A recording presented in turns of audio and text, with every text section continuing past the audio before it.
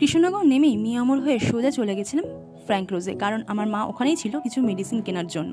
তারপর ওখান থেকে মা, আমি আর ভাই চলে গেছিলাম কৃষ্ণনগর বারোদল মেলায়।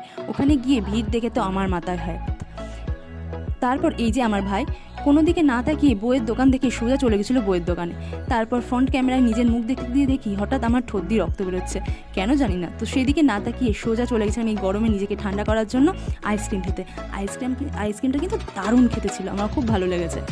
তো সেখান থেকে বেরিয়ে আসার পর একটুখানি মেলা ঘোরার পর চলে গেছিলাম কোল্ড ড্রিঙ্কসের দোকানে। কোল্ড ড্রিঙ্কসটা ছিল না, বাট ওটা হট ড্রিঙ্কস হয়ে গেছিলো।